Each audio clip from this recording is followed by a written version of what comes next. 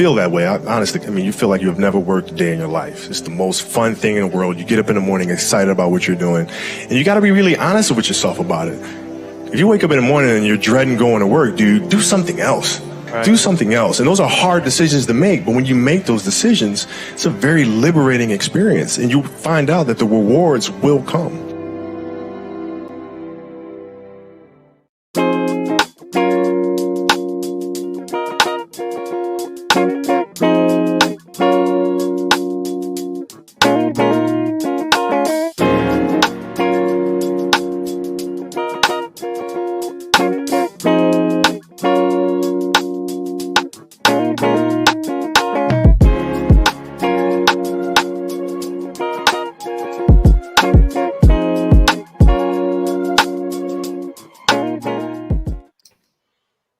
Man, it caught me in the middle of me jamming that bad boy for a second. Hey, man, I just got caught up for it. I forgot that it was about to cut.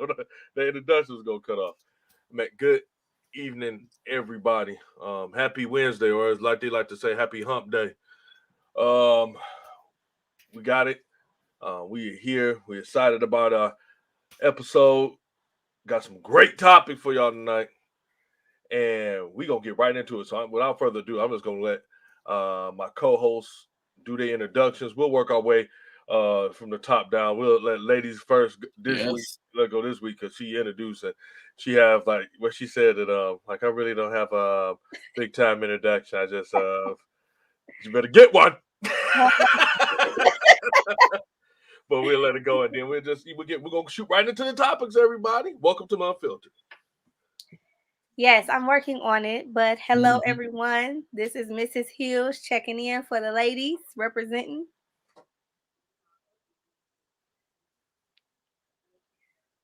Oh, you good? That's it. Okay. Short and sweet, huh? Hey, Fifi, no pun intended. Short and sweet. Oh, my goodness, man. All right. It's your boy, Mac Daddy, 1/3 of Unfiltered. Everybody, thank you for continuing to watch. Also, continue to share, like, subscribe, and please hit that notification bell so you will be notified when we get live for sure. Go ahead and pass on to the guy to my upper left-hand corner. Who you be, sir? Who you be? I am. Oh dang! I had a whole new what's the name? I threw you the oop, man. I should just. That was a fumble. I know it's right there. So I'm like, I will have something ready greater. But man, I am so. I know. I'll tell you one thing. I'm completely blessed, and I'm completely grateful to be on here with these two wonderful people, and we're gonna have a great time tonight. So again, it's Mr. Johnson. And we all three come together like Voltron and bring forth to you Unfiltered. And man, like I said, I really want to get started and get right into it. I want to get into the one that it's interesting, but I kind of want to get over it fast because it's an irritating story. I'm getting tired of talking about it. I'm getting tired of the more and more I look at court TV, the more and more I get into it. It gets you more and more pissed off. And if anybody know, we got two major trials going on right now. One, we have the Ahmaud Arbery trial that's going on, which is disgusting to watch. But the one that we're really talking about today is interesting. The topic, just for everybody, is basically Kyle Rittenhouse is the young 17-year-old man who went down to what's the name? Kenosha. Kenosha. Kenosha, Wisconsin, and came down there. His mother actually dropped him off, so she hand delivered him down there into the middle of a zone where it was violent, it was dangerous, and she assumed that he could go for a walk in the park with a AR-15. And with that, bringing violence to violence, two men were killed, when another was shot. Just to put all the information out there for the most part, the individual who was shot but didn't die did have a Glock on him. The other two, the one, from what we understand, was just recently released from a mental health hospital or something of that nature. And the other one was going to hit him with a skateboard. And of course, they're trying to defend itself. But right now, the trial that's going on, it's a ridiculous. If anybody watched this trial, it's ridiculous. I noticed you call him a man. You said which one? I noticed you called him a man, not a boy. Yeah, it's ridiculous. Now I feel like he's responsible. If you went down there with an AR-15 talking about I wanted to survey the scene, you made a decision already.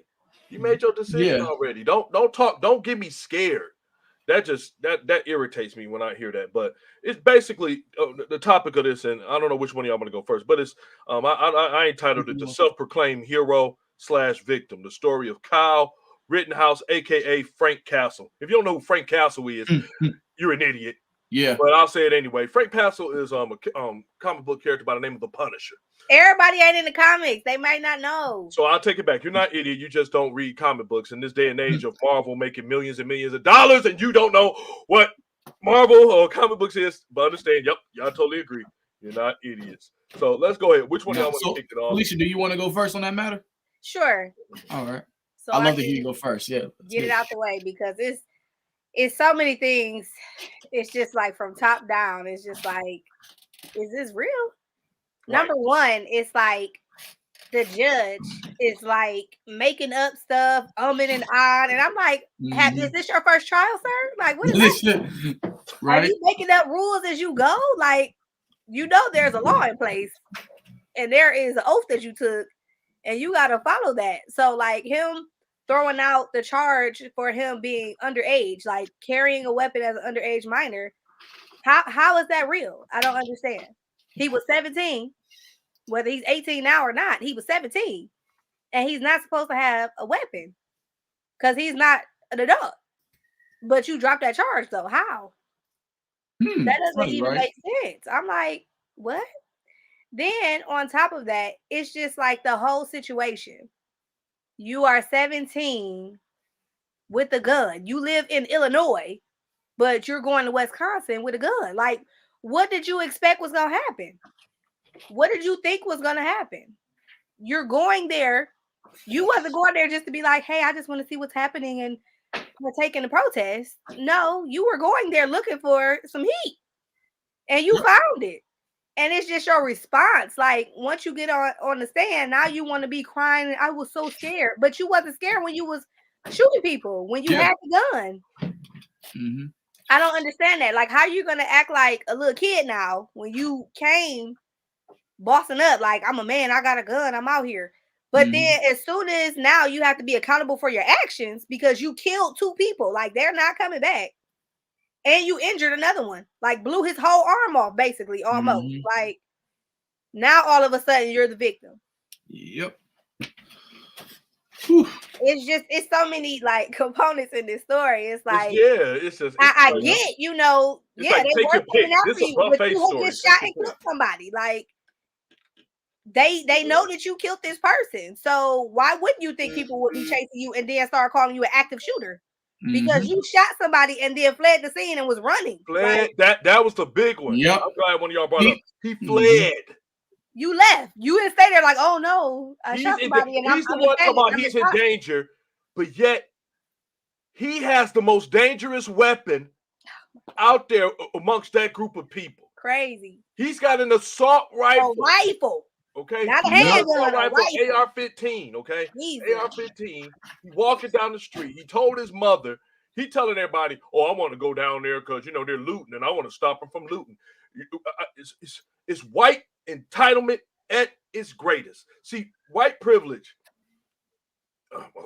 Matt, what you got to say? No, go ahead. No, I got one more thing.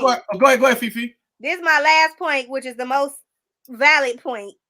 My thing is, he was 17, had a rifle, not a handgun. Yep. But Tamir Rice got killed playing with his gun, a toy gun, outside at a playground. Like, make it make sense.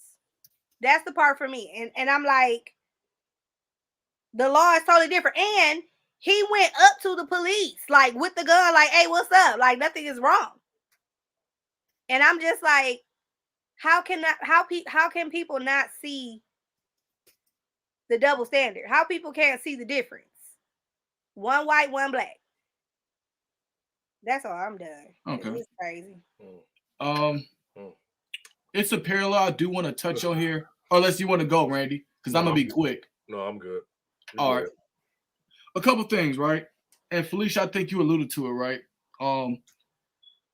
In Wisconsin, right, you're considered an adult at 18 years old, right? However, for criminal law purposes, you'll be treated as an adult at the age of 17, right? So you got two parallels. So when they threw out the weapons charge, he was 17. He could have been charged, right? Or, like I said, you still want to charge him as a minor. Still 17, shouldn't have had a rifle. He shouldn't have had it, especially in that state. And I understand this young man did the crime, but as we all say to children of people that are at age, don't put yourself in grown folks' business. And I blame all that on his parents. She put that young man, that kid, that boy in a grown person's, you know what I mean, predicament. And like you said, once he had shot those people, he fled. He didn't know what to do. He didn't know the precautions after you shoot somebody what to do, or he was afraid. Even though he should take accountability, I put more on his parents, his mother, who drove him there. Like, what happens if he would have got killed? He would be a hero, a patriot, right? But does it work the other way around when he kills two people? I'm gonna leave it at that. Like I said, the law sometimes work in mysterious ways. Like I said, I know he's from Illinois. He goes to Wisconsin. Underage, you bring a rifle, like come on. And I'm surprised his mother didn't get charged or anything. And she still won't. It's crazy. It's you know what it is now. I'm beyond saying things are crazy when it comes to this country, because this country has showed us exactly how it feels about us. And what I mean by us, I mean I ain't gonna even say the words people of color. I'm gonna say black. They've already shown us. And I know a lot of people like this ain't have nothing to do with race, and that's on the contrary. Yep, none of the victims, not even the person that was the perpetrator, are African American. What gets you pissed off is the events that have happened that involve white, I'm being kind, involve European American and whites, where if it had been a person of color, if it had been black males, if it was a group of black males storming the Capitol, you would have the biggest massacre, the most ferocious massacre you ever seen in your life, and it would have been all justified, because what they said, they would have said there would have been a lack of patriotism, there would have been a lack of everything, there had been a lack of rationale. Like, no, we had to get them. They were attacking the Capitol. We feared for our life. Yep, there it is. Because what happened when we had a peaceful protest there? They brought out the National Guard. They stayed up there in the steps of the Capitol building while they had a peaceful protest. Ain't that so backwards? That's the backwards thing there. Because that's backwards as hell. I'm gonna tell you what it is, and a lot of people just gonna have to come with the grips with it. White, when you look at someone that looks like you, supposedly you're supposed to be able to see the possibility that they're not an animal. White folks look at themselves and they don't want to kill each other for the most part. Most of their disputes, just like with every violent thing that go on in the country, it's with people that know each other. That's number one. That's the number one thing. The people know each other, and that's why they go into everything is related in regards to crime. Randomness, that serial killer type stuff, that stuff is so random and is so rare percentage-wise. There's no such thing as black on black crime, white on white crime. Everything is by area. It depends. If more people live in this area, that's who's gonna mostly do the crime against each other. So what ended up happening is that in this case, I was interested to see, because you got a white young man who's definitely a Trump supporter, and this ain't got nothing to do with it, but he definitely a good old, he a good old boy. You can see it all in him. That's what he is. He thought he was gonna go down there, and in all honesty, he think he was gonna stop the niggas from looting, and doing all this stuff they have to say. Because even if you go to Fox News, was one of the most racist news stations and sites I've ever seen in my life. They say everything on there. They use their freedom of speech power to their fullest. And guess what? You can do that. But don't start hollering that junk when it go against you. That's my problem. Again, we talked about that last week, accountability. So when you see him on the stands, first of all, the fakest cry I've ever seen in my life. Oh my God. That is so cries like that, real life. It's so retarded. It's all this blowing and stuff. Like, who doing that? Hey, like, this boy don't cry nowhere near like that. It looked like he ate some lemon heads before the trial. Like, something. He did something. It was so ridiculous. I'm like, y'all cannot tell me y'all believe everybody go there. And then of course, here go all the here come all the rednecks. Here come all of the middle America, the typical all the poor white Americans who are the biggest vote and supporters of politics now. Coming out to woodwork, man. Come on, man. That boy, come on, walk away with it. Walk away with that boy. He's gonna get a misdemeanor. He just had an AR-15. He was underage. What matter if that had been a black teenage man? They've been wanting to throw the book at him. All the rules go out the door when they ain't the same color, and that's all I got to say on that. Because I don't even want to. No, I agree. I definitely agree. Like I said, the first thing to ask, why does he have a rifle? He couldn't buy it. Why are you there? That's the one thing. Why are you there?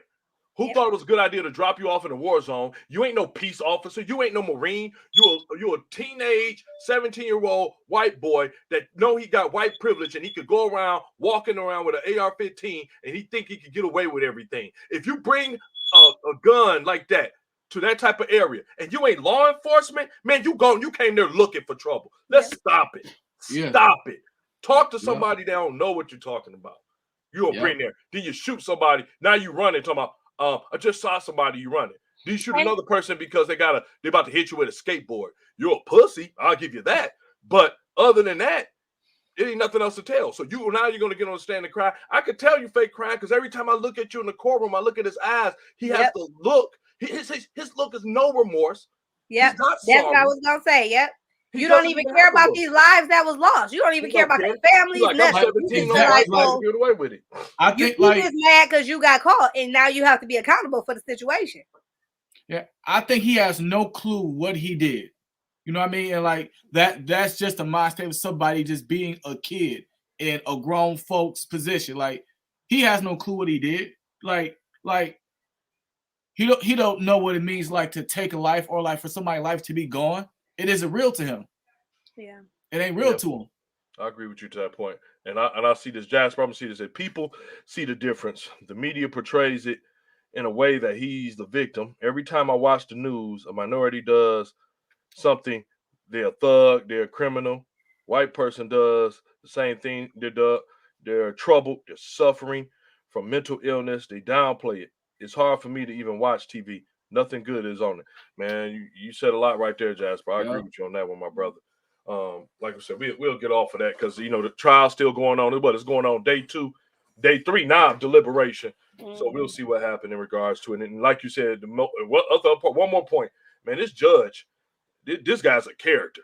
Yeah, I'm like, this we talked about that too. And not to mention, I've never seen a trial. I ain't trying to say it never happened before, but I've never seen a trial where the boy stick his hand in a raffle and he picks out the jurors that's going to be on the trial. What? I'm just saying. I think that's the stupidest thing I like. Wait, that actually happened? Seriously? That actually happened. If you get a chance, anybody out there, go ahead and watch it. I don't believe you, Randy. Don't listen. Yep. Listen, Randy. This is real. You don't come up here lying. I don't believe that.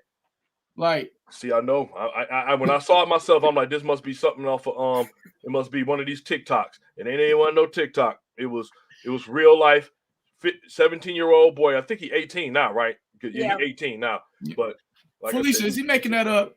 Randy, I didn't see it today. I've been following him, but I didn't see it today. So I don't even know. But the way it's going, I wouldn't be surprised. Real life. I'm telling you, this is the biggest joke of the trial. But look where they at. This gonna sound very racist, but it is what it is. They're in a redneck town. Everything about it is redneckish. It reeks of redneckedness. It's just everything you see, like, wow, is y'all this country down here? Everything gotta go. Now here we going down here. This where you gotta go. Go get that boy there a switch. We don't give him a whipping. He killed 18 people. He need a good old whipping. And if it had been a black guy, all that stuff would have went out of their voice. There ain't nothing. He's a no good nigger, and he needs to rot in jail for the rest of his life. Get that nigger out of here. What we need a trial for? I'm going to do this. We're going to do a bench trial. See, I'm telling you, that's the kind of stuff they do, and they do it all the time. And that's my problem. But you know, we used to say, let's get into some more happier. Let's do that. Let's do that. I want to talk about more this meaningful because I got some topics. good ones. Yeah, I got more meaningful. I want to get to this one because I want to get this out the way because it's really short and sweet for the most part. Anybody that watches or keeps up with business like myself, I love it. But one thing that came out that I already knew was going to happen, I've been telling people it was going to happen, and they didn't believe it. And it's that China now is the richest country on the face of the planet. Yep, yes it is. Who would be surprised by that? I was like, that should not be a surprise. Yep. They're the number one manufacturing place on the planet. Everybody gets from China. And just in case people are upset talking about their cars, the video games, why you can't get it, it's all because of a chip. And I ain't talking about Buttermade. I'm talking about a computer chip that they talk about as a shortage on. And I'm laughing because I'm like, it ain't a shortage on it. China just ain't shipping that bitch. Hey, it's a whole lot of people out of work because of that chip they talking about. Talking about China. Y'all got the nerve to talk about China. We talked about it not too long ago, but I really just want to talk about it itself. Who's surprised? I mean, the nickname of the country is the Red Dragon. And I mean, they big.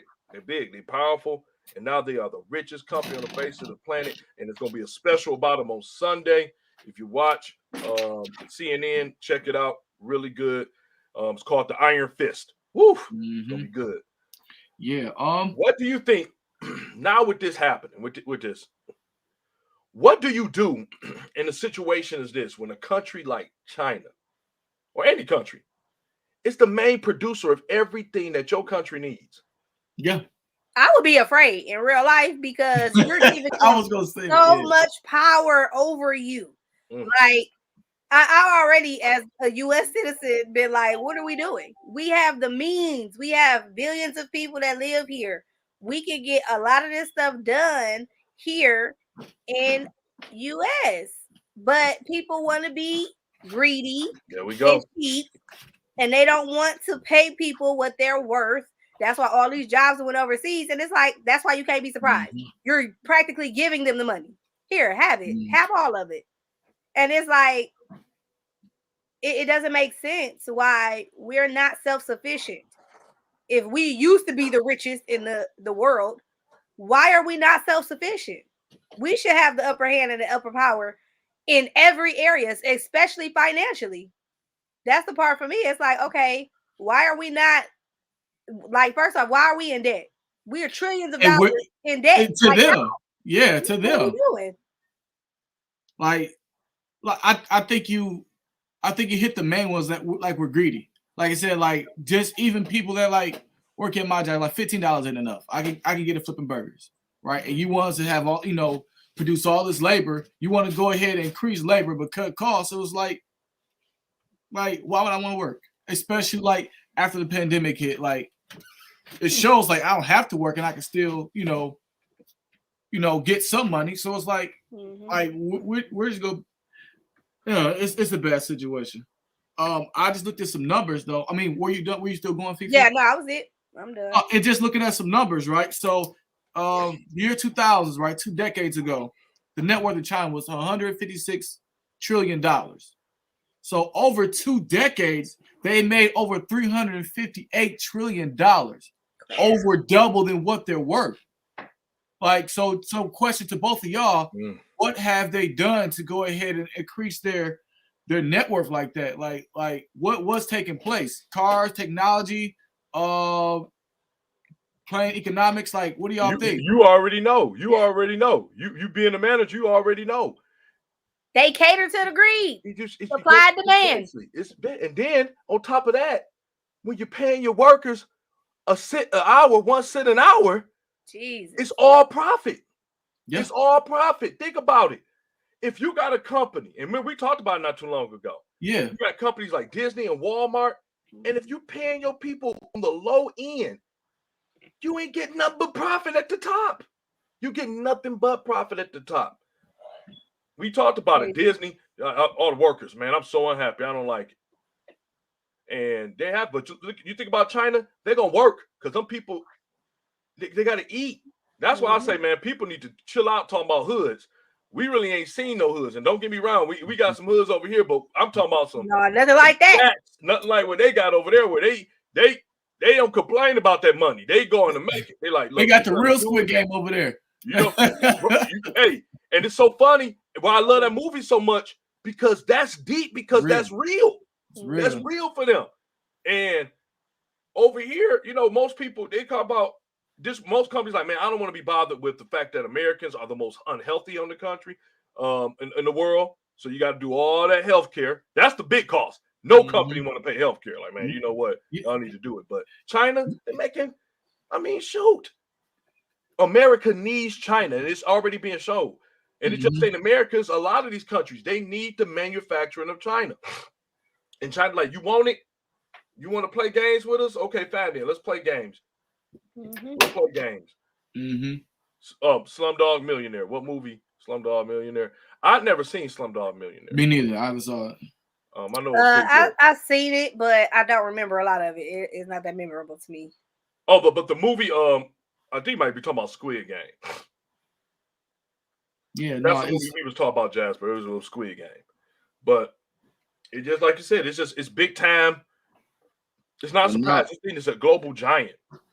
They and didn't keep in mind they're a communist government, you know, and like you said, there is no regulation of anything. They regulate themselves. Like, if you don't like it, we take care of it.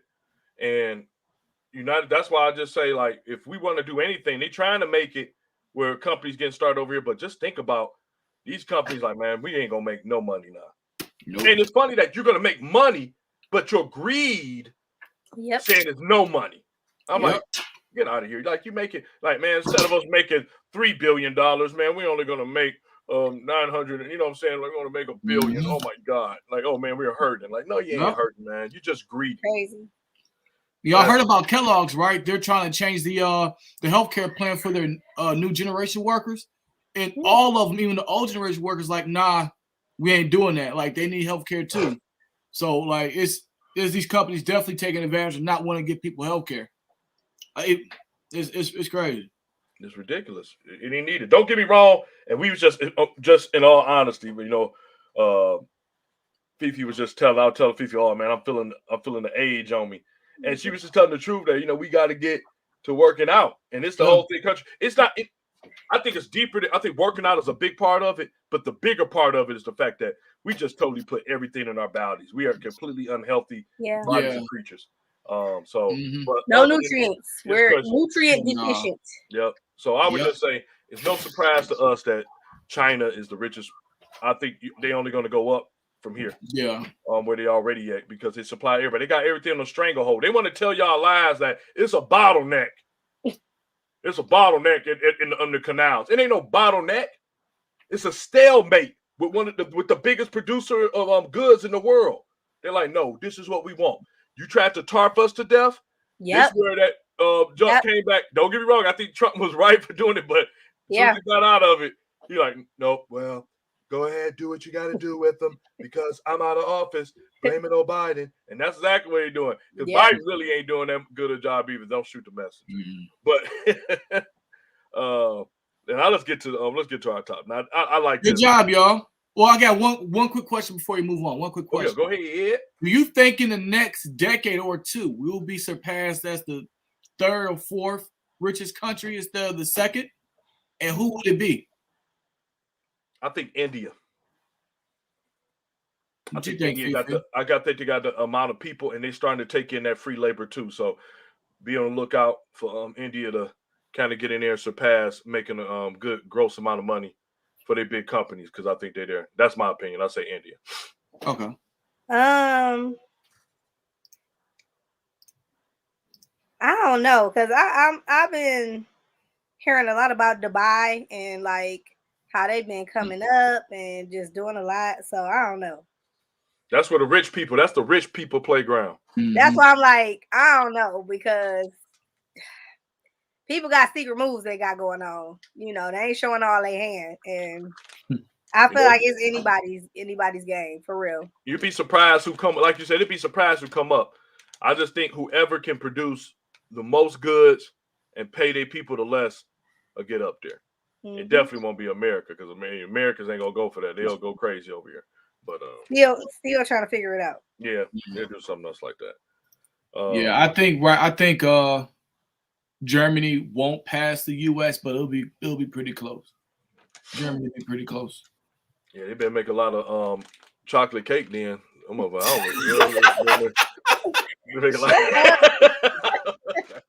German, like V or whatever. I'm about to say something. No racism. Yeah, next topic. Next topic. Like no racism. Now let's go to this because we got a really, really good topic, and I want to save it for last because I think it's going to be incredible. So we're going to leave that one for last, and we're going to talk about this. It's, you know what? It's no greater mystery in life than trying to figure out what in the hell is going on in women's mind for men, and for women, what the hell going on in men's minds. It's the ancient. It's ancient. It's like I'm telling you how ancient it is. It happened with Adam and Eve, because I bet he was trying to figure out like, oh, I just bit this apple. What did I just do? And you look for a scapegoat. I found that to be so funny. Just to get a little bit off, I think that's one of the funniest stories I've ever seen. That's crazy in the Bible, because he was there. He was like he was watching her have this conversation, and he was just there. Like, how are you? Like, y'all both heard. You both heard what was said. Like, look, you can have everything in this bad boy. You can do everything. Don't eat from that tree. I just picture a funny skit with that. Like, oh, you just gonna listen to God? I thought you was a man. Like, hey, after that apple, after they ate that apple, because what happened? And then what he doing? He up there bouncing around and some whisper in the ear, like, man, trust me, you ain't gonna surely die. You ain't gonna die. Come on. I mean, just take a bite. You ain't gonna die. Like, no, he told us he was gonna die. Nah, come on. I'm just like, see, this is why this is a good topic, because for me, it's like, okay, if we want to be technical, Eve wasn't even created yet when God told Adam, this is what we doing. And then for him to be like, wait, listen. I'll give you that, because the instruction was given to Adam. And for him to stand there and watch her have this conversation, like, it don't go into detail about what he was doing, but it say he was there. So it's like, what were you doing? And then he was wearing one of these. Had a conversation. You watched her eat the fruit, and then she brought it to you, and you received it. You could have slapped it out her hand, like, "No, girl, what you doing?" Like, you was just like, "Oh, man, you ate it. I'm eating it too." They don't want to know what I would have did if I was back in that time. I'm about to do that. Like, wait a minute. I'd have been like, first of all, I've been working like, like, wait a minute, where Eve at? It's quiet. Where Eve at? You listening to that thing? I told her I've been shaking that serpent. Like, what are you doing, man? Get away from the last time I'm telling you. And then when it happened, crazy. Everything broke loose, because what happened? Adam did the first thing that every man do in the world. He made an excuse. He like, wait a minute, Adam. First of all, the man talked. That was the first excuse. That's the first bad thing he did. God was looking for him, and he up there like, hold on, why they hadn't? That was the first mistake they made, because that's what Adam told him to do. Man, we got to hide. Why? Okay. I don't know, but I just feel in my she listened in. We need to hide. Yeah, right. Like, we need to hide right now. Then all of a sudden, what happened? He say, why were you hiding? Because I was naked. He like, whoa. How you even know you naked? How do you know you was naked? Did you eat from that tree? And typical guy fashion. Hey, that woman that you gave me. Well, wait, look. Let's even talk about how God is still being like cool right now, because he knew everything that happened. Right. He was standing there watching you like, oh, you really gonna let her? You really gonna let her talk to him? And then you really gonna give in? I'm just realizing that for real. Like, listen, he watching like knew what happened, really? But he was just playing the game like. So really? Okay, I'm gonna just wait it out, and I'm gonna give you a minute. I'm gonna wait till y'all do all this stuff, then I'll be like, hey, what's up? Where you at? I know, damn, this nigga finna eat this damn apple. God. Like, don't do this. Then you gonna lie to me? How you gonna lie? And then he wearing fig leaves. Like, what you got on fig leaves? What? Who was you just talking to? Where the snake? Snake, and wherever the serpent did, he must have dipped. Because he's not like, whoa, no, he coming for real. Like, even though, like, even still, like, God, see, this is why I listen. I don't know why people don't be here for Jesus and God, because he dope for real. He the goat, because even still, like, they have them little raggedy fig leaves, and he even gave them some clothes. Though he made them some clothes, like. It helped them. He basically saved their life, saying, "Look, you can't stay in here because you're gonna eat from that tree of life, and you ain't gonna never have a chance to redeem yourself. So y'all got to get out of here. Now you got to work hard every day of your life, sweat by your brow, bleeding and all this stuff, and now she got to have this, and that snake and you gonna be crawling for the rest of your life." But this is crazy. And man, like I said, crazy. I could have walked around naked this whole time, and these niggas whole time not realizing they're naked, not ashamed, none of that. All people be hating me. But see, this is why I'm happy we got this topic, because I'm representing for the ladies. I want to know what be going on in the men's mind, because it don't be making sense. I'll be confused. Like, what is happening? So for all y'all out there, that's our topic right now. This is our third topic today. Is man, plain and simple. I mean, what confuses you the most about the opposite sex? For all of y'all, what is it that confuses you the most? I'm gonna tell you, for me first, what confuses me the most about women, and I just don't understand this. That women don't listen. Women do not. That's a fact. Listen. They do not listen. I'm trying to figure out why they don't listen. Women will listen, but they will not take your advice. Yours, the last advice they take. They will listen to your advice.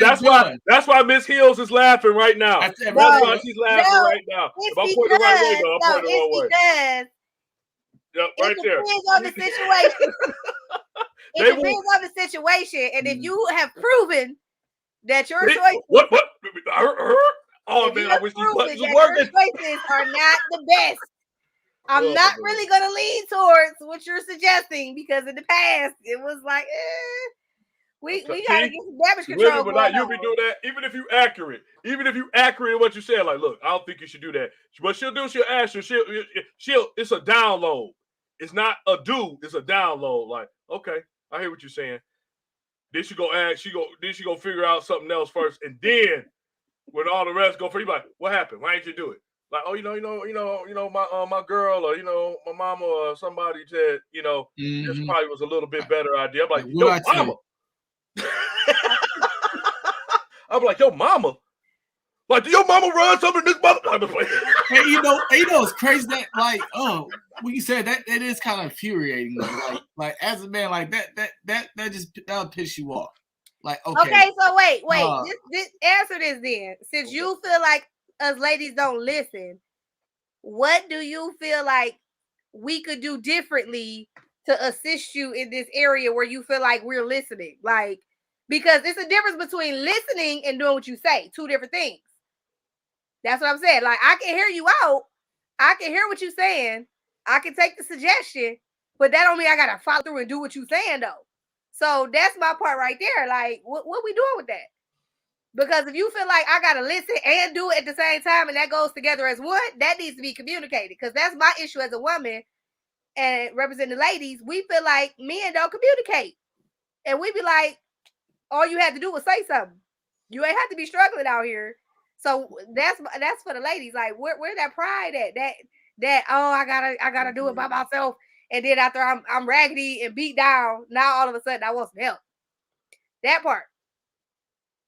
You know why? You want to go? You want me to tackle it? I'll just say this. The part is, the woman just proved my point.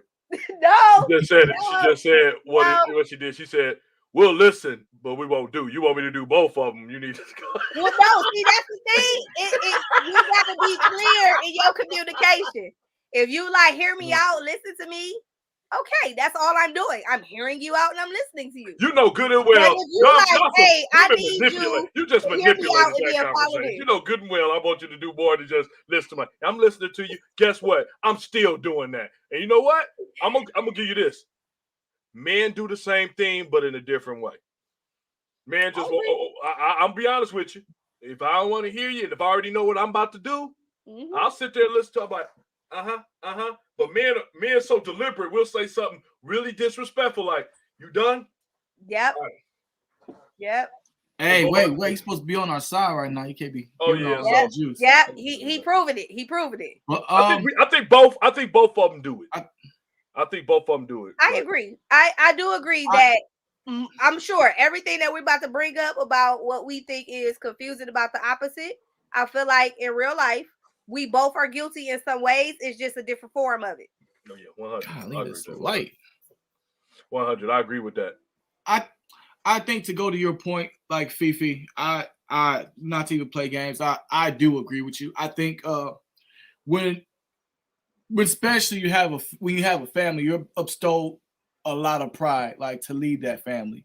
So let's like you said, let's say you ask me a question, right? Like, hey, what do you think about ABCD? Now that you come to me with that question, it's my job for you to provide the answers and or help you. And if I give you the like, hey, I want you to do this, even if we don't know or we do know, I expect you to go with the answer because you asked your husband.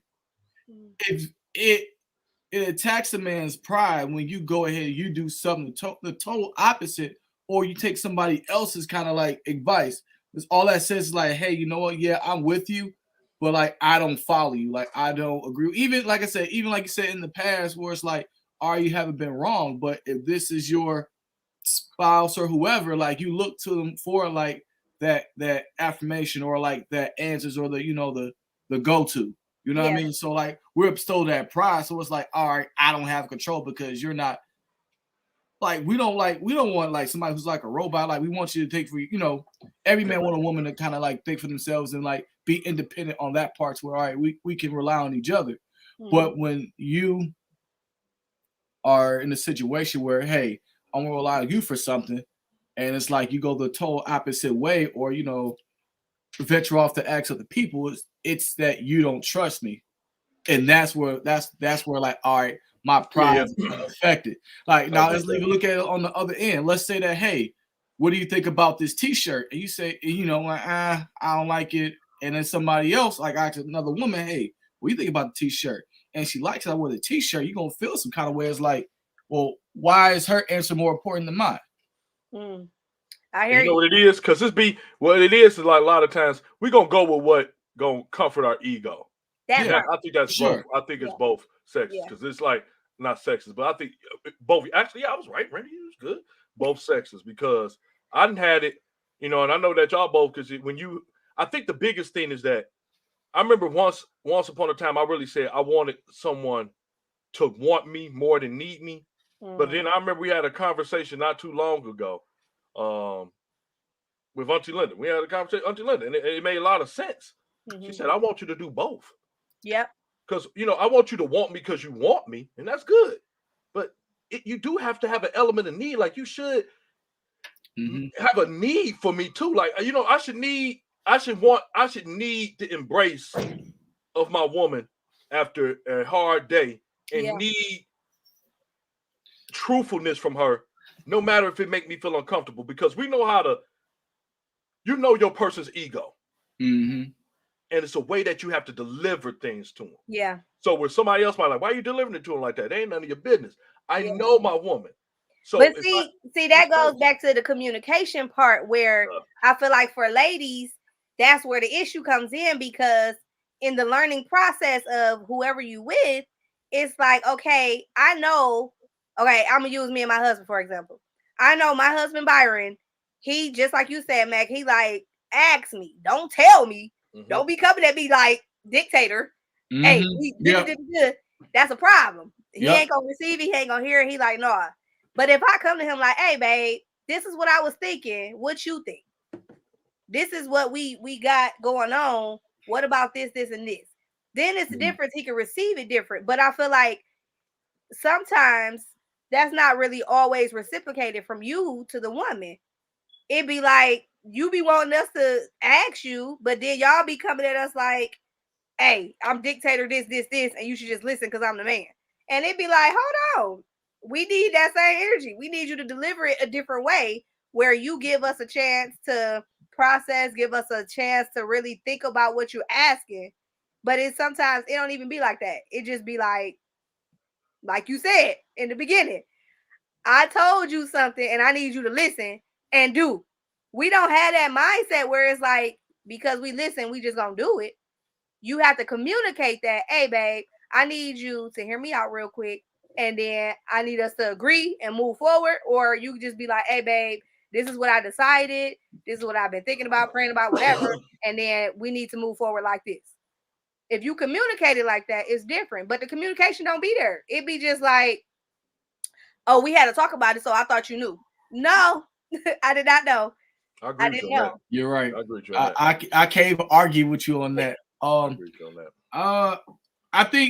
I think a lot of that comes from when you establish yourself as like, a husband or a spouse.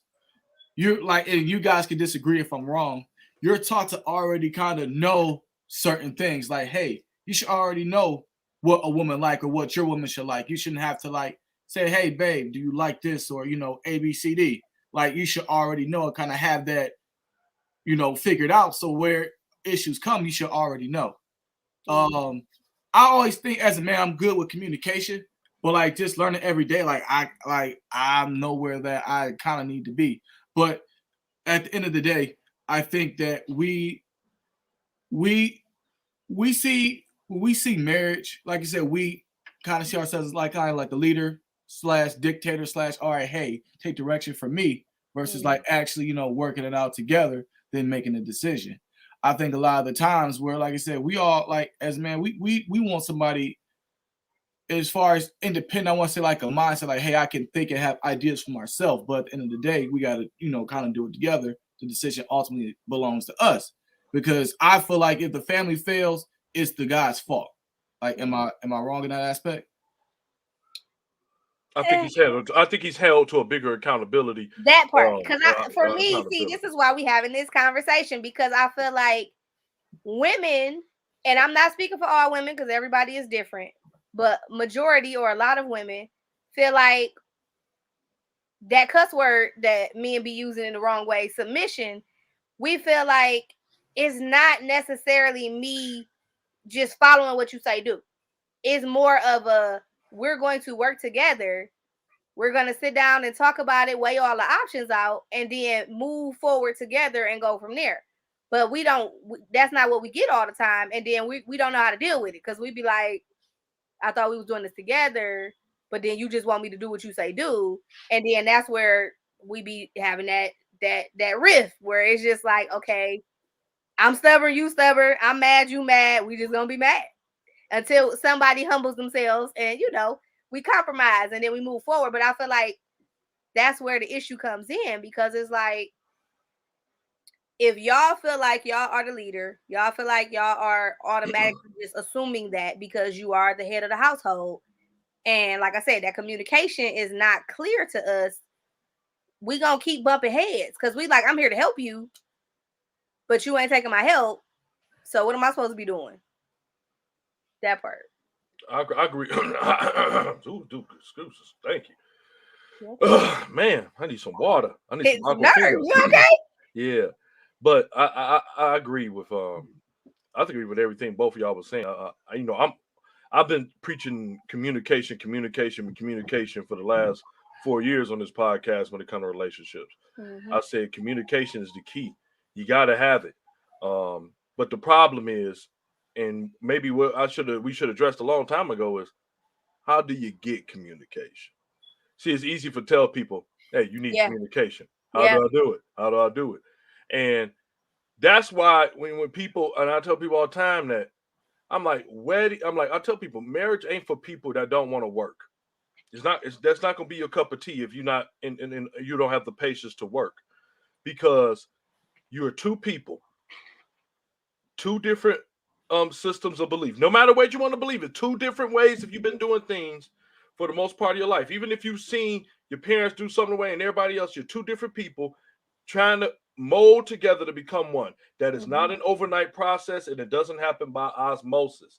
It takes time. It takes situations.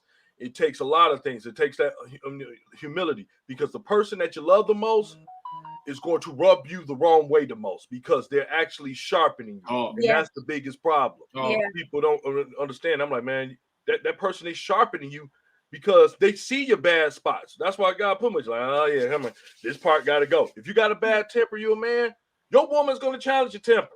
It's going to challenge you. If you're a woman with a bad temper, your man is going to challenge your temper. And I want to say still going to challenge, but it's going to exercise how you use your temper. And it's going to bring it to the surface. That's what they do. They bring everything to the surface that need to be brought, so that way you can become better. And I know I can stand attest to that, because it happens. And like you said, people come with a system of, look, this the way. What happened? First of all, people misuse words all the time. They start shouting them out. I'm the man of the house. I'm the leader. Yeah, but you lead by example. That means what you're putting out there is what you're doing as well. If you're saying love me, you are showing love. Yeah. That's why it's so important. You can't be the guy that say, oh yeah, I'm gonna do everything. I'm like this. We got to stick together. But then you always building separation. Yeah. You can't be the guy that's like, oh yeah, I want her to love me and kiss me and hold, do all this stuff. When I come through the door, you gotta make me feel a certain way. But then you gotta do her that way too. It's gotta be the same thing. It's gotta be reciprocal. And then with women, I would tell most women, y'all gotta kind of get unbrainwashed of this theory of reality TV and all these other things. You got to get rid of it, because you're killing yourselves, because you're thinking that this is reality, always wanting what another woman has, and you have no idea what the other woman is going through for it. So you see her man, and you like, oh, I want that man. You have no idea what that woman is dealing with at home. And the problem is that most people have 80% of what they want and they make. Most people do. When they come relate, they have 80% of them. The problem is you in love with 20%. And that don't make sense. That don't even make, if we had money right now, would you take 80% of $1 million or 20% of $1 million? 80 like, all day. But you already know, but people, this is what they do. Men and women both do it. You have a woman that's good, that know how to stroke your ego in a way of telling you when something is wrong. She'll never embarrass you in front of people. In front of people, she'll make you feel like you're a king and have your back. But in private, she'll rub your head and say, baby, I think you might have been a little wrong. I'm not telling you what to do, but maybe you should think about apologizing to him if you get a chance. See, she got that respect for it. You got women that work all these marriages, all these good stuff. And men will say something stupid like, man, she's not exciting. So she's got 80% of that what you want. But she's not exciting. I need her to be a top-notch freak. So you want to be a freak without morals. Wow. A freak or a freak without loyalty. So now you got yourself a freak, but she ain't loyal to you and she ain't got no morals. So she'll freak for anybody. I like them immoral. Hey, I like them immoral freaks. Crazy. No loyalty. She's so crazy. Then you got women who get a guy, man, he a hard worker. He do the job. He take care of the family. He loves. He do something that's very important that most men don't do in life to have family, and that's he spends time. See, time, the most valuable thing a man can give is time. It's time. I'm just being honest with you. That's when you have a man that spends his time with you in the family, he done gave everything, because men is nothing more important to men than time. Because men fear time. You realize that if it's gone, we can't get it back. We think about it all the time. Like, I only have a little time. I got to do this. So when he gives your time, it's everything. So what happens? She see this guy, he doing everything. Excellent with the kids. Doing the stuff where he's supposed to do. Give you respect. Tell you he love you and all this other good stuff. But then it's just itty bitty things. He kind of sort of don't do this. And I see this guy over here showing me a little attention. He's saying the right things. But he's saying all the right things because that's what men do when they're trying to get anything that they want. Yeah. It's what happens. So what happened? You leave 80 for 20. So I think I agree with both of y'all with that, because I see that too much. And putting it all on the line, I've taken 20 at one time and then experienced the pure hell that came with taking 20 instead of sticking with the 80. So, yeah, I agree with y'all. So I think that the biggest thing, because I could agree with both of y'all, I think the biggest thing that pissed me off, well, not pissed me off, but confuses me, is the communication aspect. It's like, where like I'm a good. Everybody swear they good, and how can I say this? Like you'll be like, I was telling people like, man, I wish two good people would meet each other. Yeah. And then it seems that a good person meet a bad person, and the bad person meet a good one. It seems like the good ones never hook up, and if the good ones do get together, they're bored with each other. It's confusing. It's like so confusing. Yep. On that standpoint, but it's crazy. But I want to get. I was trying to murder through that because I want to get to this one. Yeah. This is just a topic that we want to get to so much, and I think it's real important, especially with all of us being faith-based individuals that's on here right now. You have to be blind not to notice this grand scheme of, I want to say like the great exodus from faith-based. A lot of people now, for whatever reasons, maybe wherever they believe in, whether it be God, Buddha. I mean, it's every religion. I've seen the great exodus of this. People like, you know what? I'm done. I'm tired. I'm not gonna do this anymore. I am my God. And a lot of people feel this way now. They feel like I'm the master of my own universe and things of that nature. So, I mean, what is going on to where people right now and just unbelievable? It's like they're falling away. Crazy. They stop believing in, they almost like this sudden stop believing God. Everything they do, every problem is blamed on God. And they like, I don't want to have nothing to do with it. And anything that's like it, I'm gone. What? I don't know which one of y'all want to start it out, but I know that is I couldn't wait for this topic when I saw it on there. I couldn't wait for it. You want me to go first, Felicia, or you want to take it first? You go ahead. Yep. All right. Well, I already see the topic, and it's funny. Like I actually talked about it today with my homeboy Derek. I do love God. I pray almost every day. I'm not gonna lie, say every day, almost every day. I just feel like I don't want to trust anybody like with my salvation. Like, like since the pandemic, people haven't been going to church, and I don't feel any different from when I was going to church. Especially, like I said, I do pray and everything. So it's like I don't see purpose on it in going, like I said, if it's not my purpose. Like I know before the pandemic, I had struggles like finding like a home. Actually, I consider even my wife's church, and it's that if I don't have purpose there, then like I shouldn't be there. And so, like I said, since the pandemic, yeah, we all have been kind of lazy of going out, but I just felt like as a believer, you gotta find that place that's there for you. And so far, like I haven't. Like I said, I feel like I just been content, just praying. Like I said, not believing that like you said, Randy, like I'm on my own God, but like I feel like if I'm doing the right things, I can do it on my own. I kind of want to circle back, but that's just like to kind of start it. I have a lot to say. Say it. I'm trying to think of where to start because I'm like, man.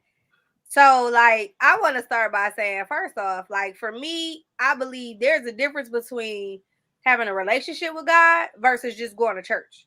Absolutely. That's me all day. Like, I remember, like, growing up, in the church. My mom took me to church. So, you at church because your mama took you to church and said you can't go nowhere. You got to be with me. So, you at church. But for me, it was more of like, I'm just dragged here, so I just got to deal with it. For me personally, it was just like, okay, this is my introduction. So what's this all about? Hey, God, what's up? Like, I want to be cool with you. What we doing? So for me, it was more driven like, okay, I want to get to know this God person that, I came to church and this is where I met him at. So I need to know more about him. And it ain't just because I'm at church. Like when I go home, I'm like, okay, the pastor said this stuff today, or I learned this in the little kids church or whatever. But is it true though? Like, is this real? I'm coming to you because you the one who they talk about, and I need to hear from you if this real. So for me, it's always been about relationship, and I started learning that people just go to church for the sake of going to church. They ain't got no real connection. They ain't got no real like purpose. Like you said, Mac, they ain't got no purpose of why they go. They just go because that's just the thing to do. And for me, it's like, I learned that a lot of people haven't had the experience that I had where they got a relationship with God. Where it's like, whether I go to church or not, me and God cool and we tight. Mm-hmm. And I'm like seeing that more often where people who've been going to church for a long time, they don't know a lot of stuff. Like stuff that, like you said, as a believer, it's like, okay, simple stuff. You know, you should know why you're a believer. You know, why am I a Christian? Why do I believe in Jesus? Is Jesus real or not? Did somebody make him up or did he really live? Like those kind of things. And I believe because people just went to, like you said, church just for the sake of going to church without a purpose, without questioning and asking God, like, is this the right church for me or whatever? I feel like people gotten hurt, had a lot of church hurts. So that's one reason why a lot of people just stopped going, because of the people in the church. Not because God, but because the people that supposedly represented him. You know what? That right there, I want to touch on that because that's one of my points too. Okay. When we talk about it, because I really want to touch on that, what you feel. I'm glad you brought that up. So Yeah. I know we're on the same accord, because most times people's reasons for stop believing in God have absolutely nothing to do with God. And I agree to a point where I've said this to so many churches and so many leaders, and I said, I want y'all to understand this. If the church and the people that are inside of it are not welcoming, if it's cliquish, it's no better than what they're already dealing with in the world. Absolutely. It's still isolation. You come to church. I got to say it. I said, church is supposed to be a hospital, not a museum. Absolutely. Yes. Yeah. So if you're there and you want people to be looking at y'all like y'all some type of, like Michelangelo's David and the Mona Lisa painting, like they're supposed to be admiring y'all. Yeah. Instead of being there because it's supposed to be, they coming in broken. Yeah. And they're supposed to be able to come in here and be fixed, not by y'all. Yep. Y'all love should be, you know what I'm saying, should be like the cast and the medicine, but God's supposed to be the cure. Yeah. The problem is that most people, they go in church, and I see it all the time. You have the new people, and people still be clicked up. And I gotta say it, even in my family, I've seen it in my family when it comes to the issue. I'm like, there's people over there, but y'all over here not doing nothing. You know, we're supposed to be, if y'all gonna keep it like this a club. What separates us from any other club? Yeah. I'm like, so I agree with you on that. And then some people have gotten hurt by what people said, and they never came back. Yeah. They and like, see, nope, I think that's exactly why this topic is so important, because okay, let me focus on the pandemic. I believe the pandemic, God used it to shut down the foolishness, because I feel like church, for what it was not a clear representation of God. It Absolutely. was Satan transformed into all these other things instead of what, like you just said, God created church to be a community, be a safe place, to be a place you could go judgment free. Ain't nobody judging you. Ain't nobody, you know, oh, what you got on? Look at what you wearing. You know, oh, you raggedy, or oh, this your past. This what you went through. Oh, you out here. Like it should be none of that. But you don't get that because you got people who have stopped following God. To be honest, they just start filling a role. They start, I have a title and I have a position, and now that pride starts setting in, where they got this entitlement where they're above you and you're beneath me because I am the pastor, I'm the apostle, I'm the bishop, and all this stuff. But it's like, it's human to human. It's okay. It's like if we got sick. Matt got sick last week and he had a cold, and he had some soup. He took some cough syrup and he got a lot of rest, and now he feel better. Okay, if I get a cold next week, Matt, the best thing to do be like, oh, cuz guess what? I just had a cold last week. These are 3 things I did. If you do this, see if it help you. Right. That's what the church's supposed to be. It's not, oh, I don't have a cold. Oh, you're sick? Oh, you can't come by me. I need you to quarantine because you're contagious. That's what the church was giving off. And I feel like God shut that down because he like, my new church, the church that's going to be without spot or wrinkle, the church that's really going to represent me and be real and not be all, oh, I am holy and all this fake stuff. God is like, no, we need the real to step up. And it's crazy because a lot of people, they're hurting.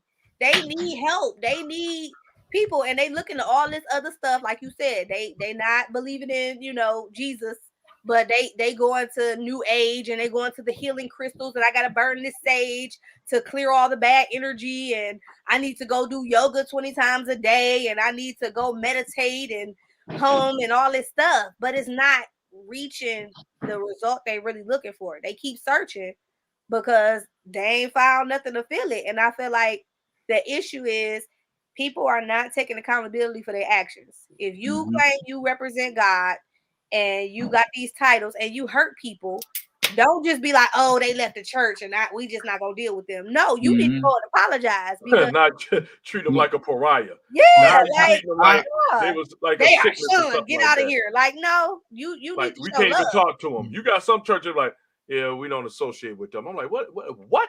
That's crazy. But I'm like, it just goes back with to somebody else people. in the street. I can't talk to you because you left for church. I'm like, that ain't gonna happen. That like this is just like you said, that's ridiculous to that point where you're telling people and you wonder, and people wonder, and they're like, "Why are we going on?" I'm like, because the church has failed. I'm like, let's call it what it is. The church has failed. Some people are like, well, not every church. Yeah, God said church is one body. So if two fail, two churches or wherever buildings of worship fail, we all fail. And that's the mentality everybody need to be having to the certain extent. That guess what? We need to get this in order. And see, that's the thing too. You just said that. I feel like that's the difference too. People feel like that building is the church. We are the church. We are the church. Individually, all of us make up the body of Christ. It's a body. So we're all different parts and pieces that come together to make up the body, to make up the church. But people get so stuck on, oh, if you don't come to these four walls, then you're not a real believer because you're not supposed to forsake the assembly. But when I read my Bible, it say where 2 or 3 are gathered. So right now, all 3 of us have a church. I think to even add to you, Felicia, you alluded to it earlier. Think about like when we get like dragged to church, right? So when we get dragged to church, like we look at the pastor, like we look at the people. That is the person that we look to for like I said, either spiritual confirmation, guidance, or like I said, let's just say role model, right? And once that person does something to where like, okay, I feel like, all right, this is what I was taught, or this is, like even as an adult, like what I think is right, and that person's doing the total opposite, that diss our faith. That diss our perception of what we think somebody should be in Christ. You know what I'm saying? Like I'll give you a perfect example. Like Randy, I trust him more than any other pastor. Like, and he's just he's a normal person to me. But at the end of the day, I know the real person that I'm getting. You know what I mean? Like sometimes we look at people and we see, okay, you have to be this holy. You have to be this. You have to have this perception to think that, all right, this is the person that I should follow. But then once that reputation or that perception get ruined, it's like, okay, what's my purpose here? Like, what's my purpose of going to this church where the person I look up to is not the person I think they are? Then it's like, okay, I need to readjust and find out what I really want or what I really think that my spiritual calling is. But then during that time, we have that whole gap to where we don't even practice reading our Bible or actually wanting to have a relationship with God, because that person is our middleman to having a relationship with God. We look to the pastor, or we look to the first lady, or that person that we think is holy. I mean, think is holy versus actually having our own relationship.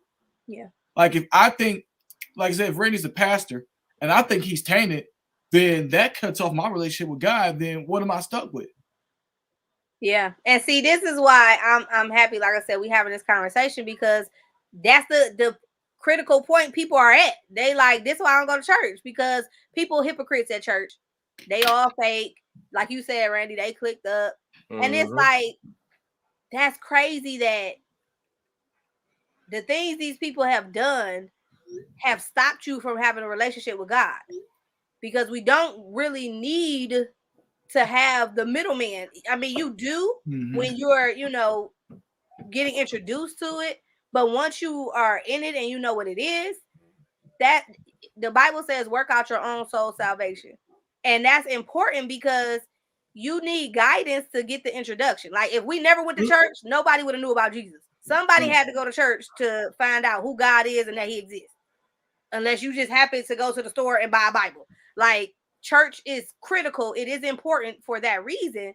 And to keep you, you know, sharpened and to keep you learning, trained and equipped and understanding how do I need to walk this life out as a Christian and a believer. But like you said, Randy, the church has failed. And it's like, for me, this is why I'm like, okay, where's the next generation coming at? Like, okay, you gonna have a whole generation of lost people who have no idea. They ain't got no introduction to God.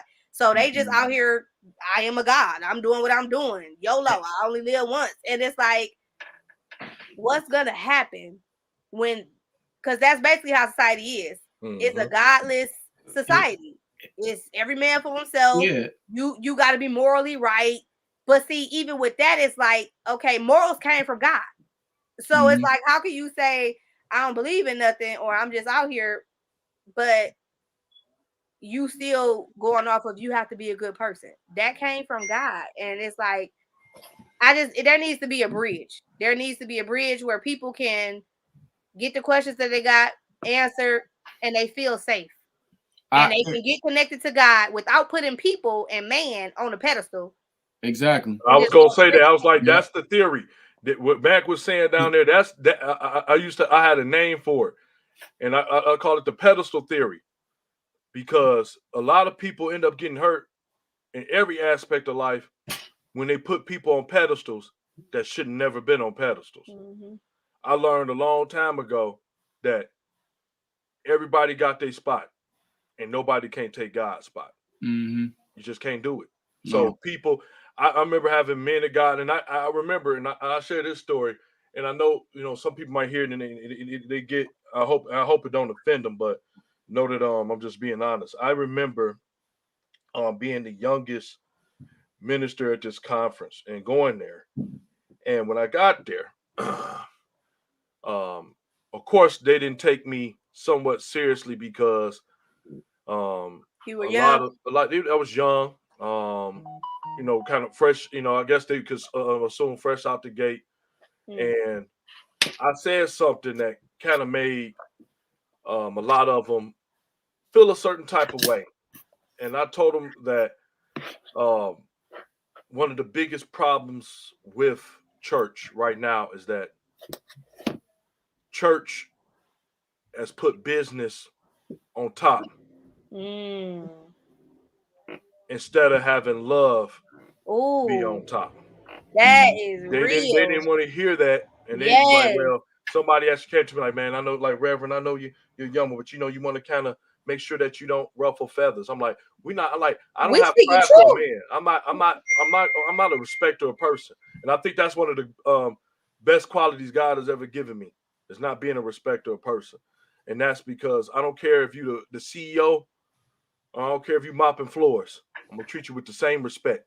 Yeah. And what happens is that that's what's going on right now in matter of fact, in all churches, in every area of life, is that people are putting things above love. Like, remember, like, for the most part, like I said before, church is supposed to be the hospital. The church is like this. The four walls was never supposed to be. It's the mindset. People understand that when Jesus, the most powerful thing, I understand, like, people, you read the Bible, but have you ever really read the Bible? Have you got revelation from it? Because if you talking about being and starting ministries and fellowships and things of that nature, first of all, it's based on love. You know what I'm saying? And forgiveness. And you don't, how can I say this? God sets the foundation. Yes. You just got to be the instruction. So when I hear people say, I'm about to build a ministry, I'm like, yeah, you sound like somebody else that got threw out of heaven so many long time ago. But for the most part, that people got to understand is that when you get in this generation now, and I consider everybody part of the generation. I don't care how old you are and anything else. So when we talk about it, it's just that most people got this warped point of view that I want to say that, look, I'm going to do this part of the Bible I agree with. The other parts, I don't agree with that. Yeah. So it's halfway out worship. It's like this buffet worship. You can't do that. You can't go there and say, I'm gonna take this, I'm gonna take this, I'll take a little bit of this, take a little of that. That I have no parts of. And most people, that's where they at now, because they're like, I'm gonna do what's gonna benefit me the most. And what makes people uncomfortable now is the fact that, like you said, the lack of accountability. People don't want to be accountable. I'm like, that's impossible. You can't even please or get anywhere in life without accountability. Mhm. You can't do it. It's impossible. When, like I said, when people talk about things like they talk about why they leaving the church, they're having excuses talking about, well, the first, you know what I'm saying, first lady said something that really offended me. What? That's not even life. So you're telling me the pattern of life you're gonna have is every time you have a disagreement or somebody says something that ruffles your feathers, that you can't even be mature enough to go to that person and say, hey, can we talk? Can we talk? Can we have a conversation? They're like, well, that's the first lady. It's a lady. A human being just like you. Yeah. It's a lady. Nothing above that. If anything, the only thing they have more of is more accountability because of what they've been placed over. Yeah. You have to be in there and be honest with people. People have got to stop. People don't mind talking about each other behind their backs, backstabbing behind their back, but you don't care about having a face-to-face conversation to remove every misconception that you have. And most church, like I see, most times, all the time, two people that have an issue with each other have never talked to each other. It always come by third person, fourth person. This happened, a say so, a he said, she said type thing. And that's not love. And when every time you remove everything from, like you said, you put business, like I said, they put business before. I'm like, yeah, you put membership above love. So you got a church full of 20,000 members, a mega church full of 20,000 members, of broken, hurt people. And my goodness, and ain't nobody got no revelation going through this bad boy. Nope. There ain't no anointing going in this bad boy. The only thing y'all getting is money. Some of y'all, the only thing that y'all have is money, and it won't last. Felicia, I think you alluded to this earlier. Like, oh my goodness, you almost made me forget. Like, at least I think with our, I'm gonna use the word generation. Like, we were at least brought to church, right? Like, we at least kind of had an introduction where, okay, you're going to church every Sunday, and if we kind of got the message, and Wednesday, and Wednesday. Yeah, and Wednesday. Don't say Saturday. Don't be Saturday. I'm about to say Saturday. I don't know about Saturday. I know Sunday and Wednesday for sure.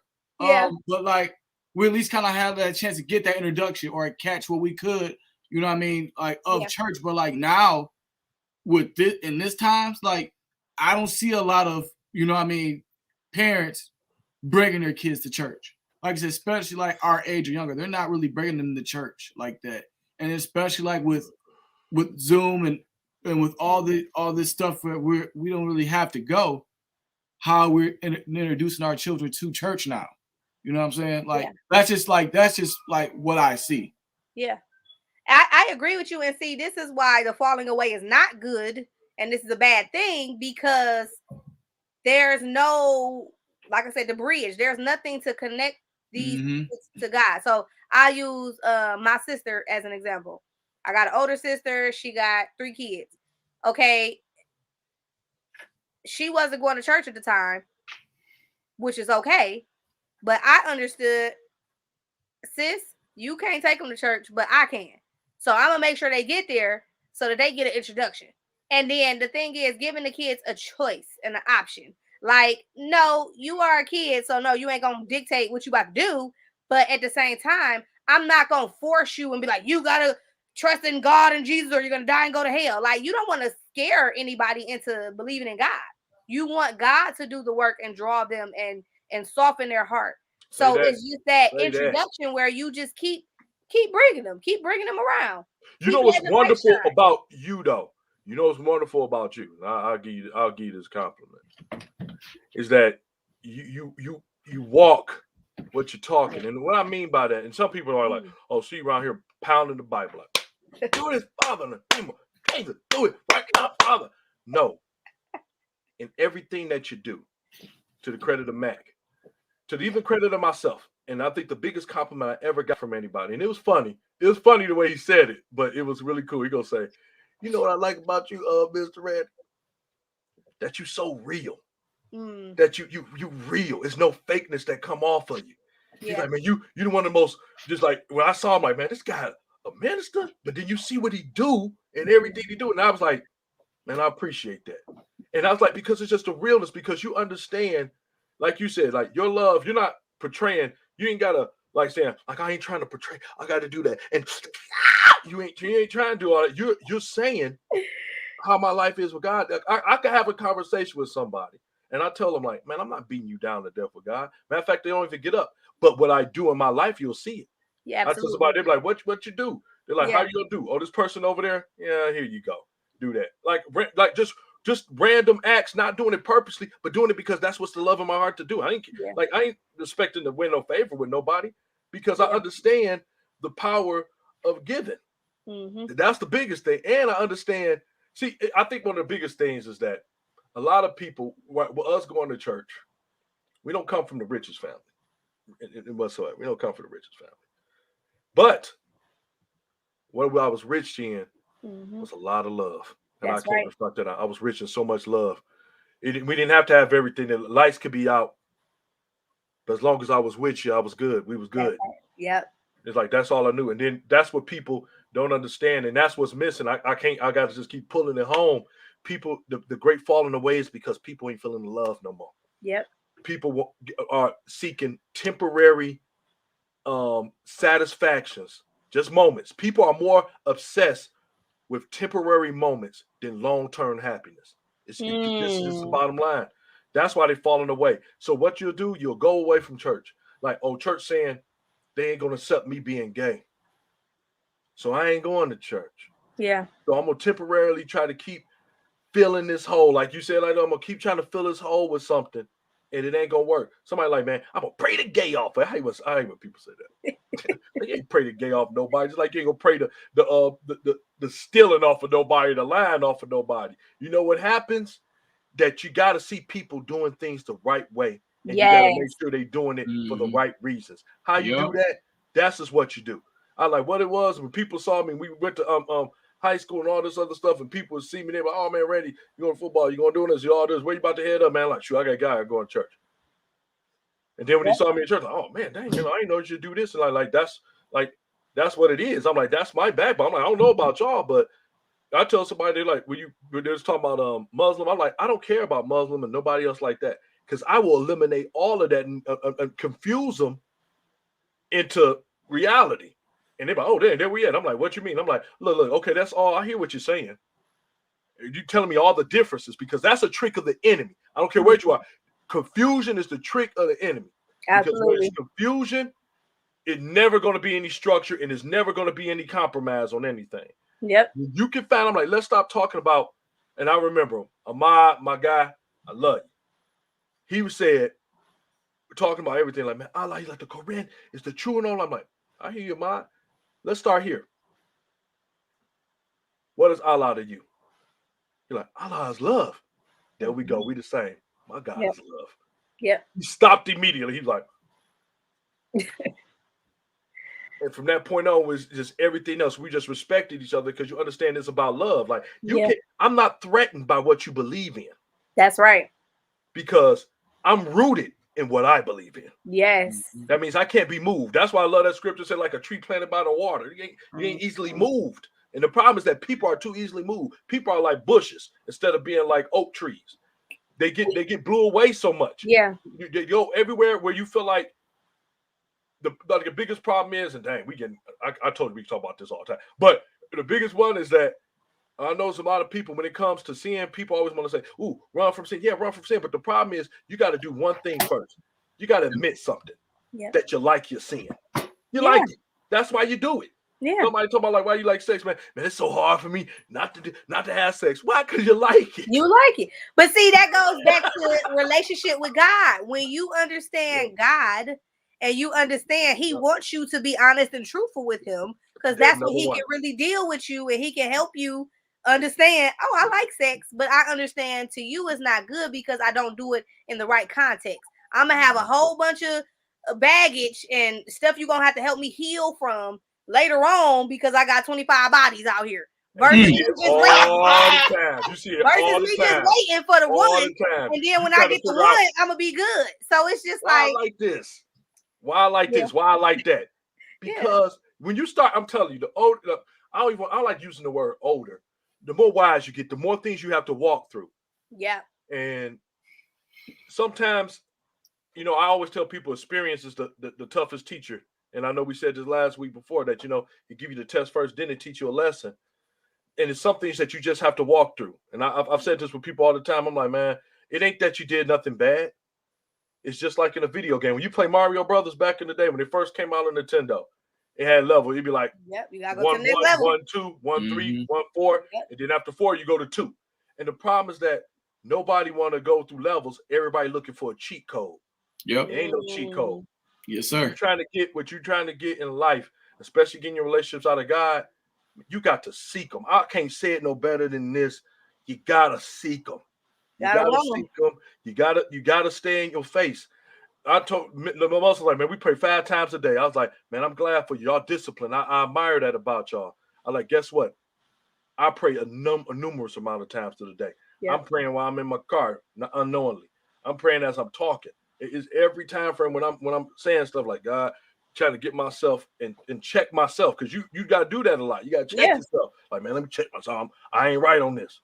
And then, but see, even let me cut you off real quick. Even with that, a lot of people don't even know prayer is just talking to God. They think it got to be, oh, Heavenly Father, I got to get on my knees and cross my hands, and I got to have on the right clothes and attire. It's like that's where the relationship come in. And people don't realize this. And I told this people before, and people get so mad when I say this. I'm like, the reason why a lot of y'all say that church is fraudulent, because you got to keep in mind, back in the days of slavery, that Baptist was the most copied religion. That's why a lot of blacks down there were copying off what they seen, you know, in their masters. It was Baptist. It was Baptist religion. That's what they was doing. That's why you have all that stuff, 5 or 6 different offerings, all that good stuff. That's what happened back then. But people gotta understand that religion, it's never been a white man. I hate when people say that it's a white man religion. Like, it's not a white man religion. What you talking about? All the structure and the text and the history ain't even from Europe. It didn't even start in Europe. If you do your homework, it didn't even start in Europe. It started in that place everybody keep talking about they want to go back to, Africa and stuff like that. Those original texts, they got to understand that more. I don't even want to get. I'll be going through a history lesson for y'all like all the crazy, but they just get so mad and angry because they always talk about, I want to go back to Africa. I'm like, man, I'm an Egyptian. I'm this and that, and I'm like, that's all fine and dandy. But let me tell you something. 5 billion blacks that's here, all of us ain't from Egypt. So let's just stop right there. So I ain't got to hear. I know I ain't from Egypt. We got to get into some real talk. Y'all just want to go to Egypt because you see all this stuff. Oh man, I could have been kings and queens, but you could have been kings and queens in any other place where in descendants. Y'all got to stop being selective about where you want to be at. Some of y'all will really be surprised where you come from, and it would blow your mind. And what my problem is that stop wanting what everybody else got and be so grateful for what you got. It's a skill set that each one of us got. And the reason why people are falling away outside of love is because people are not operating in their own skill set. They don't know their value. Copies. Like you said, like what Max said, people don't want to see their purpose. You want to know why? Because some of them see their purpose. They don't like it because they running away to somebody else's purpose, and they be running away because they fear the greatness of that purpose. It don't come with this big luxurious feel. Some people, like, everybody want to be in the pulpit, and I'll tell you right off the bat from being in it, no, you don't. No, you don't. It ain't for everybody. And then you can tell the difference of the people, because the people that really have to be behind there don't want to do it. I'll tell somebody right off the bat, I've taken hundreds of notes, studied and everything else, and every time I get behind that pulpit, I don't even touch my notes. Holy Spirit take over every time. Yep. Like, God, I want what you want to say, not me. Yeah. Because if it's me, Randy gets tired, Randy gets irritated, Randy gets pissed, as everybody knows. Don't cuss people out. I don't want that. Yeah. I don't want that. People just look at Randy. Even now, they're like, man, this is Randy. I know Randy. No, Randy, you talking about the same guy that broke somebody's nose? That's not him. But when people know it's God, it's a difference, because I don't care what nobody say. I don't care what place. I don't care if you're from China. It's about anointing. You will feel it. Because I'll give you a good example, and then I'll let one of y'all say something.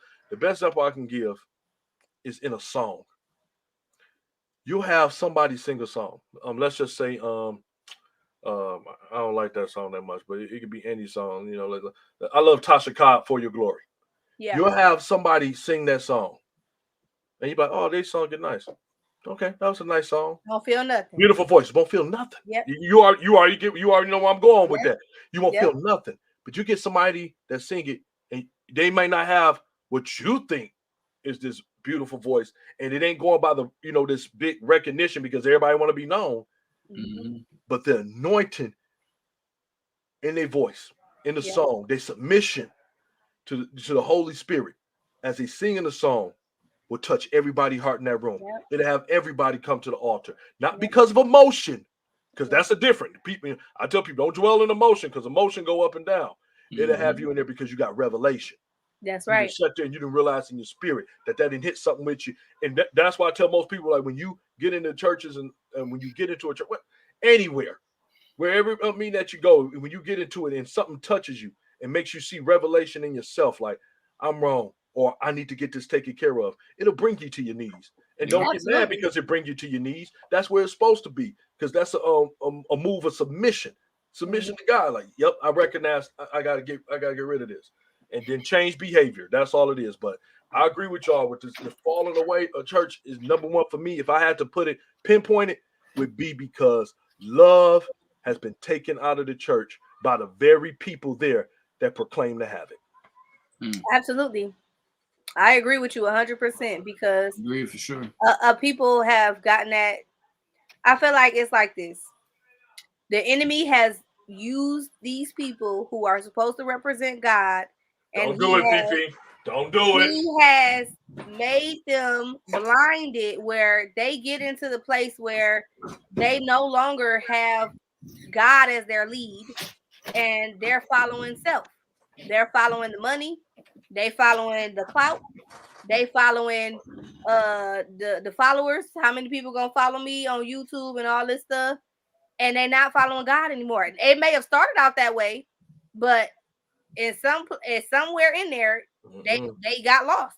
And that's where the hurt comes in, and that's why people fall away. Because, like you said, Randy, the love ain't there. And it's like, and you feel it.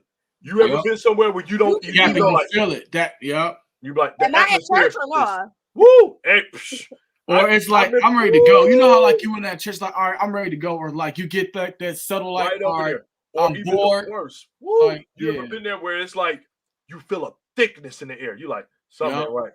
Something ain't right here. I don't know what's going on. I don't know what y'all got going on. You can tell the people it's that thickness in the air. It's feel like walking in a fog a little bit. Yeah. But I done seen it. But I'm gonna tell you one thing, and real quick, an incredible man of God passed away. Incredible man of God.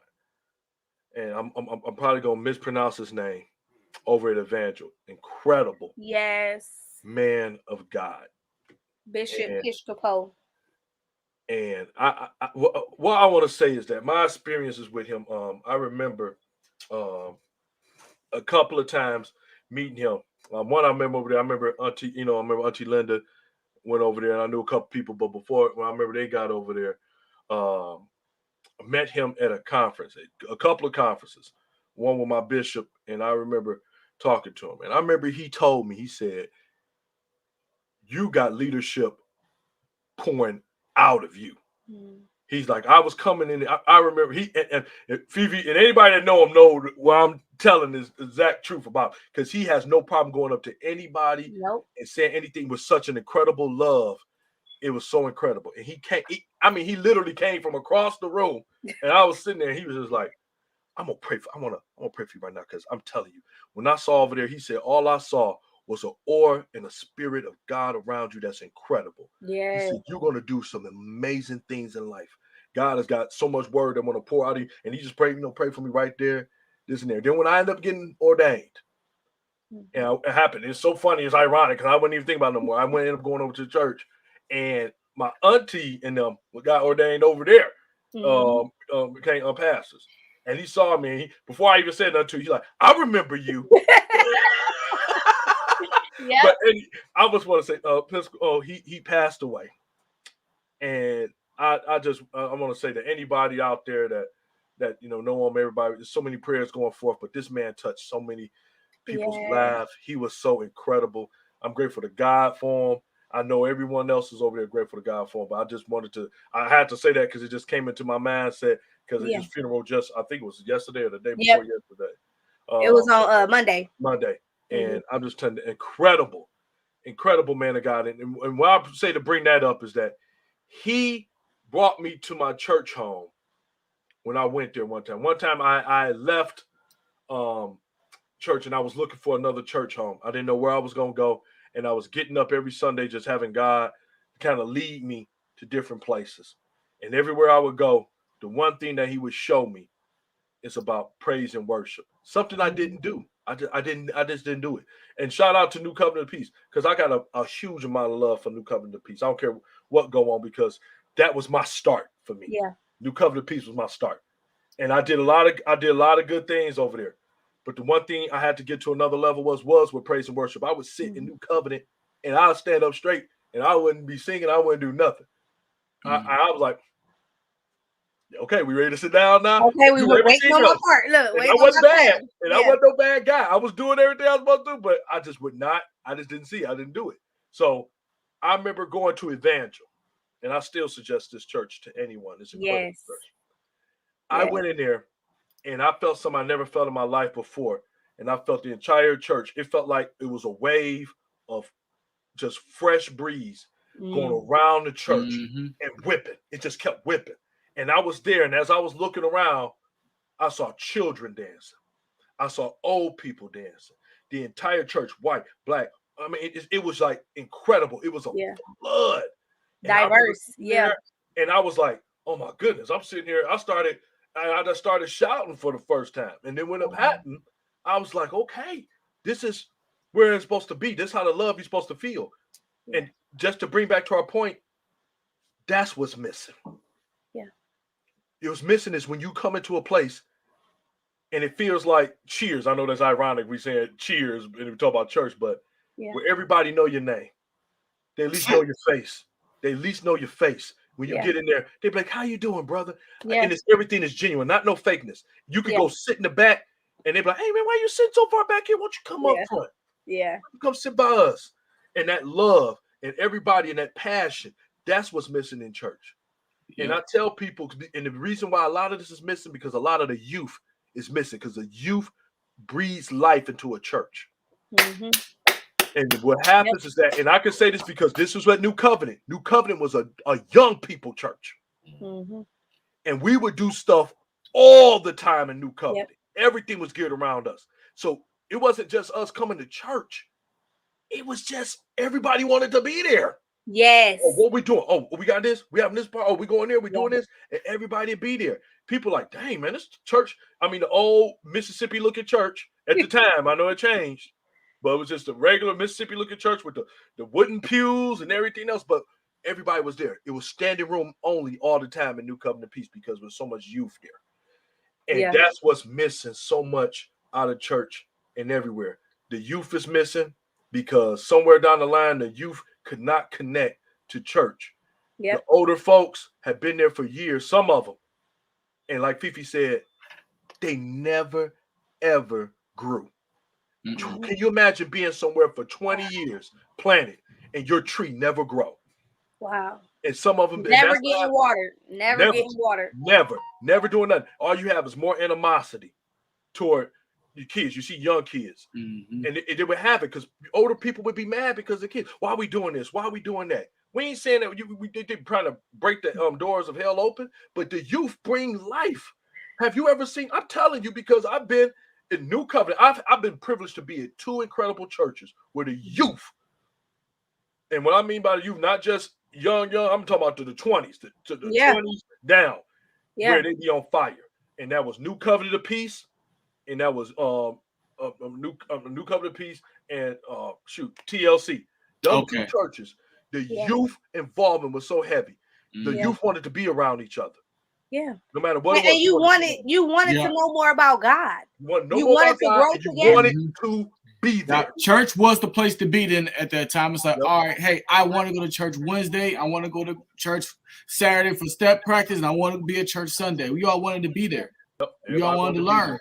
It was that Plays for hunger and days. thirst. It's Yeah. crazy. We had plays for days because everybody wanted to be there. And no matter how much we wanted to do, because I remember even when I started working, I was like, man, I gotta hurry up and go. I gotta go to practice for this play. Yeah. And people even being in college, like, man, I gotta go for this play. Like, man, what you talking about a play? And it was just crazy because you see that youth movement. Yeah. And if people ain't seen it, because the youth, I don't want to say it like this, but it's the truth. It's a freshness of God that's on the youth when they are seeking out and because they believe they're innocent and There they're you go. pure. They have that hunger, that thirst. They not tainted. They ain't. I gotta follow all these rules and regulations. They're just like, where God at? I'm here for him. I'm showing up. I'm ready. And that's what I was gonna say about the falling away and why it's not good, because that's the heartbeat of the church. And if you don't have any youth that even care about God, or they have no reverential fear, they don't even know who God is. They like, who is Jesus? All of that. That is the future. Right. It's like, okay, the church is dead. Yep, absolutely. In every single way. I absolutely agree with you. So I think we got that, man. I knew I could talk about that the whole time. Because that's so. That was a great topic. And it's so much more. Good job, Fifi. Right. It is so much. It's crazy because I heard what Mac said, and that's the same thing what so many people say. Because when you get to be older, and you get a lot older, and you get a little bit more older, you get your own family. Once where you was the youth, now you are transitioning. You should be transitioning to being the elder members of this church, and that same life you should be bringing, but not being intimidated because the young people is coming in with just as much light. Because I've seen it. Shout out my uncle or Pastor Ruben. He's one of those incredible pastors. Yeah, that's like that. He loved the youth. Shout out Bishop. He loved the youth. Shout out to so many of these people that love it and embrace it, and they're not afraid to like, no, I want you to dig in. Yeah. And shout out to, and I wish and I hope pastors will understand that if people leave, especially people you've been seeing grow and change in there, that's a good thing because that's what leadership does. Yeah, you're supposed to send them out so they could go out. Yep. And pass on that message. That's why I love that about Jesus so bad. He had 12 men, and he just sent them out after they was underneath him. Go out, go out, do it, and did incredible things. There you go. Not inside buildings. Some of them sometimes were temples. Some of them was out in the air. Yeah. And what he did, like you said, we just got to show the love. But see, we gotta follow. See, if we follow Jesus' example and follow Jesus, you can't go wrong. You can't go wrong. That's where it went left because people stop following Jesus. Follow Jesus, lead you right every time. Yep. Right on point. Mac, go. What do you want to say, Mac? I see Mac down there biting at the bit. Say something. Woo! No, man. I think we hit on, especially like you said, with our experience. Following the faith, like. I just think it's good to kind of like reflect on like, hey, like why it's being affected and what can help. Hopefully, like pastors and people in church can actually see this and I want to say grow from it. Amen. Like I said, hey, like the front, like the youth, we want to be the front line of like the church. Like why not? Yeah. And also like it's just like with anything, like with at work or in any kind of profession. Everybody wants the same thing to continue to be the same thing and be the same thing. But once something changes or you get something that's different, it's like, all right, I don't like it or I don't want to adapt to that. Like everything's new. Everything is going to go ahead and change and it's going to evolve. And sometimes some churches or some people in church don't want to do that. They feel like the same way is that way and that's the way it's going to work and that's the way it's going to be. Yeah. People are afraid of evolution and they're afraid of change. That's why I get stagnant, though. That's why I die. There you go. And Fifi, you just hit it. That's what happens. Because that's not even actually everything that you see. And it's just like Fifi said. And just like what you just said, Matt. God don't even like comfortable. You like I can't you do anything with comfortable. Nope. I can't do anything with it because you No always growth. have to be prepared for change. It's forever evolving. I need you to be ready Yeah, baby.